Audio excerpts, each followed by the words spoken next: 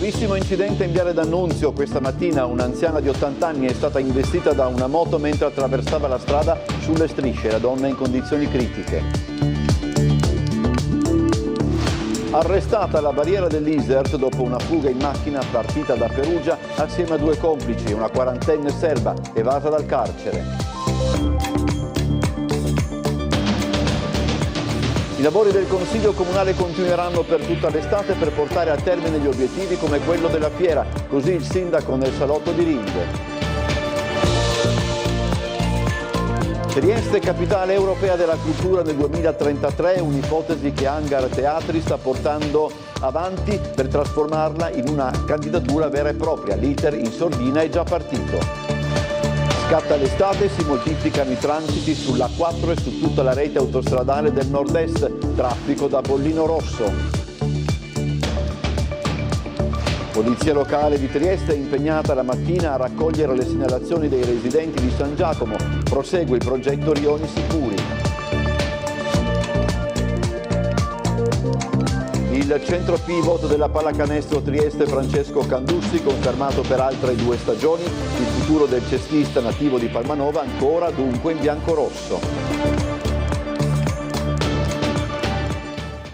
Telespettatori di Tele4, buonasera e benvenuti a questa edizione del nostro telegiornale che si apre con la cronaca ancora una volta. C'è stato questa mattina un gravissimo incidente in Viale D'Annunzio, come avete sentito dai titoli. Un'anziana di 80 anni è stata investita da una moto mentre attraversava la strada sulle strisce pedonali. La donna è in condizioni critiche.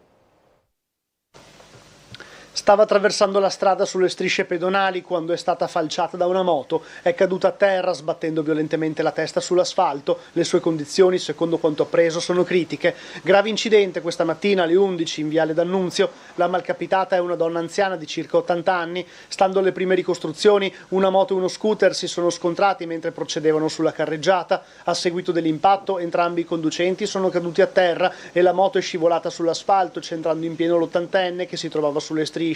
Immediata la richiesta di soccorsi. Sul posto sono arrivate automedica e ambulanza. La situazione è apparsa subito molto grave. La donna aveva perso i sensi e i medici hanno dovuto stabilizzarla sulla barella e intubarla. Poi la corsa all'ospedale di Cattinare in codice rosso. La vittima dell'incidente si trova ricoverata nel reparto di rianimazione per un brutto trauma cranico a causa della botta alla testa rimediata per la caduta a terra dopo l'impatto con la moto. Sul luogo dell'incidente la polizia locale al lavoro per appurare le esatte dinamiche del sinistro e le eventuali responsabilità. Presenti anche i vigili del fuoco per la messa in sicurezza della strada, dato che i 2 mezzi a seguito dello scontro hanno sversato olio motore sulla carreggiata. Il tratto di Viale D'Annunzio è stato chiuso al traffico per consentire lo svolgimento di tutte le operazioni.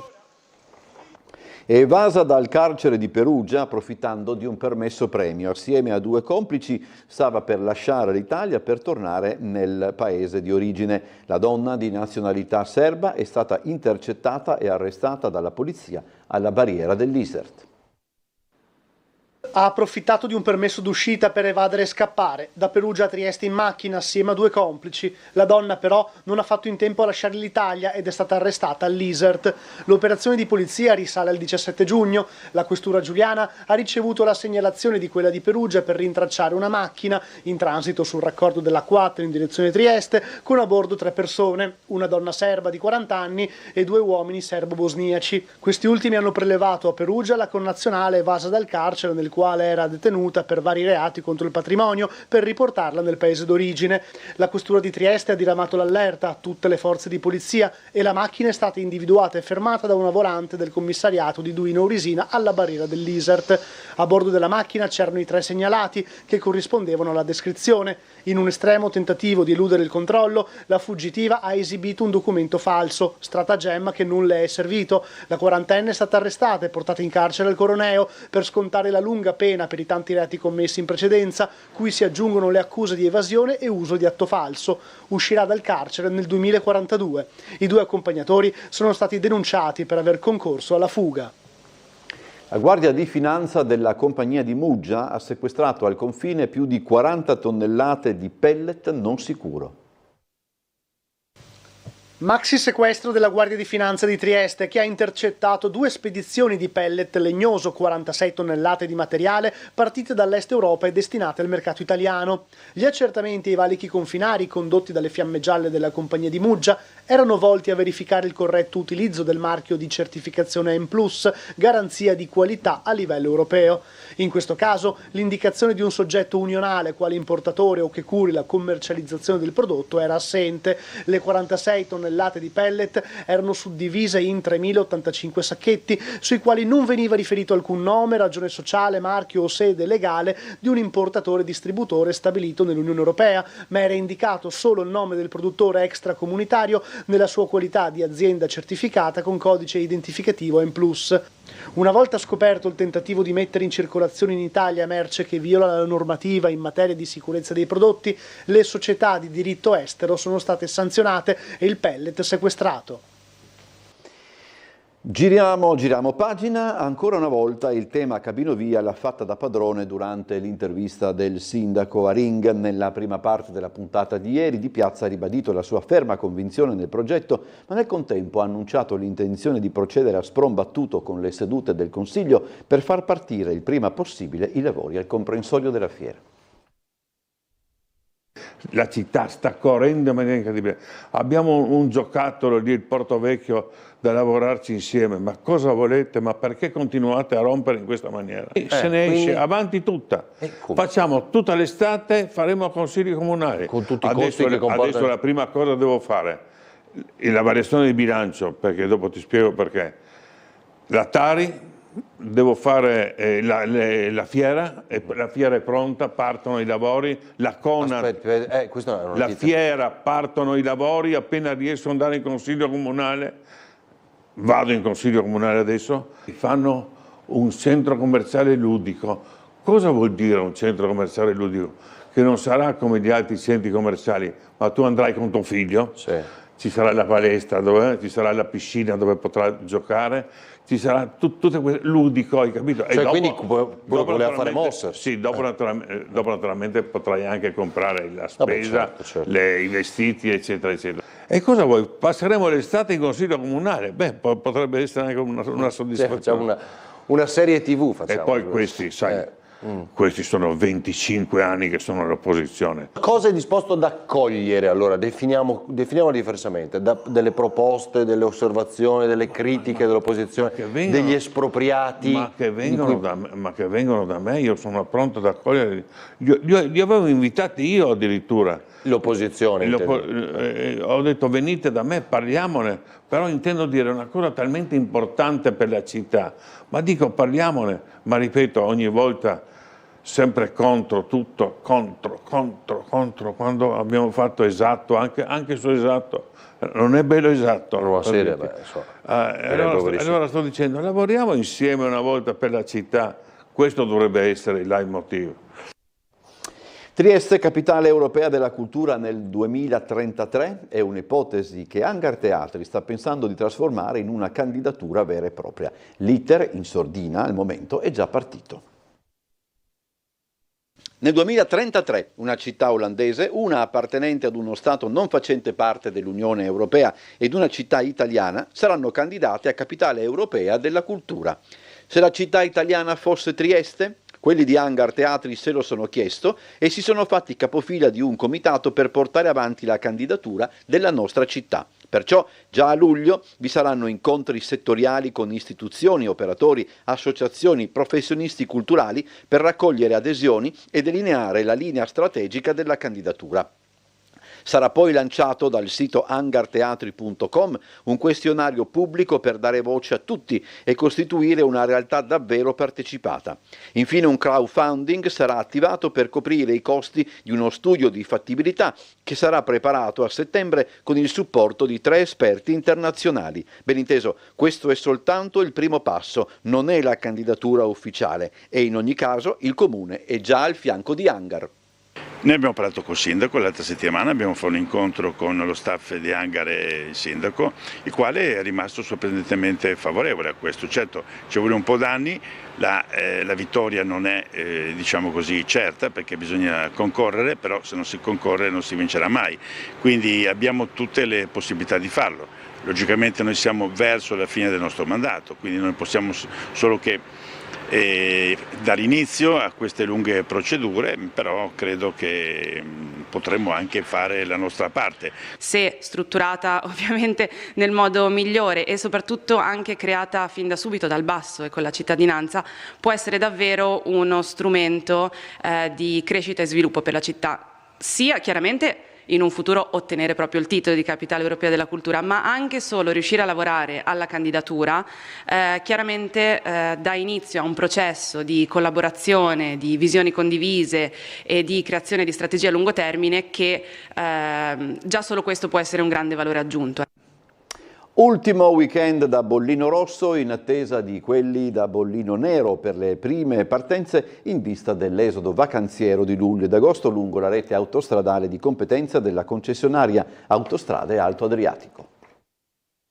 In questo momento il traffico è intenso ma fluido, è proprio un antipasto dell'esodo, da adesso in poi ci sarà sempre un'escalation. Autostrade Alto Adriatico operativa con tutti i mezzi e persone in campo lungo la rete di propria competenza in questi giorni caldi ma non caldissimi per assistere, monitorare e intervenire qualora la forte mole di traffico prevista, soprattutto nei fine settimana, verso le barriere delle località marine prese d'assalto dai vacanzieri dovesse chiamare. Da inizio luglio fino a fine agosto saranno fermati i cantieri cosiddetti impattanti lungo tutto l'asse viario per permettere di viaggiare nella massima sicurezza, innalzando nello stesso tempo la qualità dell'asfalto posato e delle barriere spartitraffico, senza dimenticare le opere di intervento ai caselli di Monfalcone Est, lungo la bretella che collega la 4 al Trieste Airport e il casello di San Donà di Piave, direttrice verso il mare vicino outlet commerciale. Infine il ruolo fondamentale delle due autostrade Free A28 a pagamento solo il tratto Cordignano-Conegliano e A34 Villesse Gorizia, strategicamente importanti come valvole di sfogo e alternative alla stessa A4. Task Force è pronta, noi siamo pronti durante le giornate di esodo ad avere in campo circa 300 persone, che vuol dire operatori della sala radio, ausiliari della viabilità, tecnici degli impianti. Bisogna considerare che abbiamo molta tecnologia, non si deve guastare, qualche guasto può capitare ma siamo in grado di risolverlo al momento. Certo. Ospite quest'oggi a Sveglia a Trieste Anna Maria Cisint, già sindaco di Monfalcone e parlamentare europeo della Lega, ha ribadito il proprio impegno sulla questione degli appalti che a suo dire merita di essere portata in Europa. Vi proponiamo un estratto. È vero, faccio e farò una battaglia, continuerò a farla per il valore del lavoro con cui abbiamo introdotto il tema, perché gli appalti, i subappalti a cascata sono un problema enorme, perché non viene pianificato con il territorio nulla. Io ho costruito 5 scuole a Monfalcone, ma sarà mai possibile che i comuni sono in attesa delle scelte produttive e decidono che si arriva in 5.000, in 1.000, in 200 e tu non hai voce in capitolo, devi solamente fare lo schiavo che costruisce le scuole, che vede la sanità, perché anche questo è un tema, guardate che l'aspetto della sanità con gli extracomunitari e la polizia, vogliamo dircelo, tutte le forze dell'ordine che so per certo che destinano, me l'hanno detto perché io la scorto ovunque vado in Italia e quindi sento e parlo, destinano ore e ore a cercare di risolvere le questioni degli extracomunitari che delinquono e quelli che devono avere il permesso di soggiorno, eccetera. No? Quindi c'è un tema che l'arrivo indiscriminato di persone irregolari, ma anche regolari, senza pianificazione, causano, e anche la distanza nei dumping giuridico e salariale nei lavori. Inutile che continuiamo a dirci gli italiani non vogliono lavorare, a 5 euro non lo mando neanche a morire mio figlio nel tubo, no? Ecco, allora ci sono delle questioni che vanno viste con onestà. dobbiamo sapere in Europa, io anche questo discorso lo sto portando avanti, cioè il tema del lavoro è fondamentale, non possiamo dar per scontato che in Italia è chiaro che abbiamo bisogno di manodopera, c'è un inverno demografico, lo sappiamo tutti, ma allora sfruttiamo maggiormente la tecnologia. Io vivo con persone che anche abitano, lavorano in paesi che non sono esattamente così in ginocchio perché non stanno in Europa, piuttosto che hanno dei protezionismi. Ma sapete che la Francia usa i protezionismi per la questione lavoro. La guerra tra Israele e Iran non ha provocato al momento ripercussioni per quanto riguarda il prezzo dei carburanti, ma sul fronte dell'energia sono attesi rincari. A poco più di una settimana dallo scoppio della guerra tra Israele ed Iran, in Italia non abbiamo ancora registrato alcun significativo aumento del prezzo alla pompa dei carburanti. Anzi, le prime indicazioni segnalano un leggero ribasso delle quotazioni di gran parte dei prodotti petroliferi. Lo rivela la CGIA di Mestre. È ancora presto per fare un primo bilancio, tuttavia la situazione è molto diversa da quella verificatasi nel febbraio del 2022, quando la Russia invase l'Ucraina. Di fronte alla tragedia della guerra è doveroso ammettere che discutere degli effetti economici su una regione come il Friuli Venezia Giulia, che è situato a 3.500 km dal conflitto, può apparire cinico e irrispettoso. Tuttavia, a differenza di quanto è successo all'inizio dell'invasione russa in Ucraina, dall'avvio delle ostilità tra Israele ed Iran non si è ancora verificato alcun aumento ingiustificato dei prezzi dei carburanti. Questo è positivo, sebbene rimanga alta la preoccupazione per i previsti incrementi di prezzo delle bollette di luce e gas, che rischiano di infliggere alle imprese friulane e giuliane un onere finanziario pesantissimo. Se, come abbiamo visto, almeno per il momento non sono previste tensioni sul fronte dei prezzi dei carburanti, la stessa cosa non possiamo ipotizzarla per l'energia elettrica e il gas. In FVG l'aumento stimato della CGIA dovrebbe essere di poco superiore ai 500 milioni di euro. Polizia locale di Trieste è impegnata la mattina a raccogliere le segnalazioni dei residenti di San Giacomo. Prosegue il progetto Rioni Sicuri. E questo progetto nasce proprio dall'ascolto della cittadinanza. Ci siamo resi conto che i cittadini vogliono vedere di più la polizia locale anche a piedi nelle piazze dei nostri rioni. Polizia locale questa mattina impegnata a San Giacomo per l'ascolto e le segnalazioni dei cittadini. Continua il progetto Rioni Sicuri, volto a far sentire la cittadinanza vicina alle istituzioni e al corpo municipale, che ambisce a essere sempre più punto di riferimento per i cittadini. Inizialmente coinvolgeva alcune piazze della città, questo mese ne coinvolge altre. San Giacomo rimane comunque un punto fermo del sabato mattina, adesso il nucleo polizia di prossimità si trasferirà a Roiano. Vogliamo far sentire alla cittadinanza che la polizia locale c'è a disposizione per ogni tipo di segnalazione, ma anche per ogni tipo di richiesta di informazione. Chiedere aiuto per un problema, magari di tipo burocratico, o anche segnalazioni riguardo alla convivenza civile negli spazi pubblici e sulle strade, sono fra i più vari i motivi che anche oggi hanno spinto i triestini ad avvicinarsi agli agenti della polizia locale. Le segnalazioni vanno dalle semplici seconde file oppure da richieste, specialmente questo da persone anziane, su come risolvere determinate problematiche anche burocratiche, tipo in quale ufficio devo recarmi per risolvere questa situazione. Nella fattispecie in Campo San Giacomo non ci sono gravi situazioni di problematiche, se non ogni tanto la presenza di qualche gruppetto di ragazzino un pochino più vivace. Le persone si avvicinano, specialmente persone anziane, per chiacchierare con noi e per farci capire che apprezzano la nostra presenza, e questo dà loro un sentore di tranquillità, insomma, no? Quindi una percezione di sicurezza che si sentono di riferirci. Ci fermiamo adesso per la pubblicità, poi parliamo di sport, di spettacolo e di yoga. Dopo la pubblicità, per cui rimanete con noi, ci vediamo fra un po'.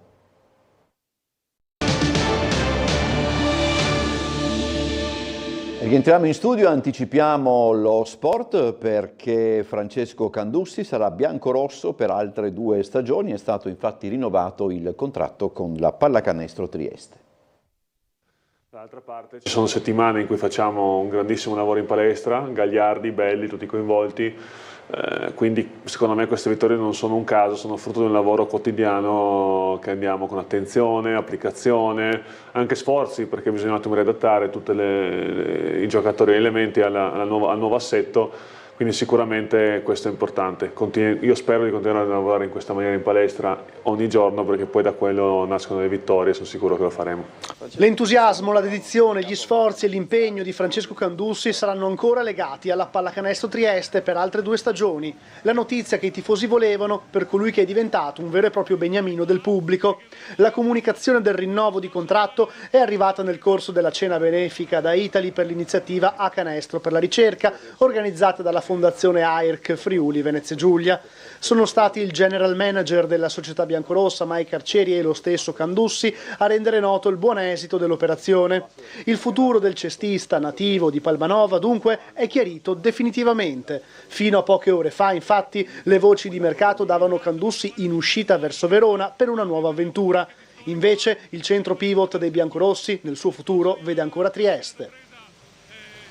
Udine è in grado di fare la sua parte in termini di sicurezza, ma onestamente siamo preoccupati e speriamo che non vi siano rischi per la città. La situazione è diversa dalla precedente partita, c'è una guerra in atto tra Israele e Iran.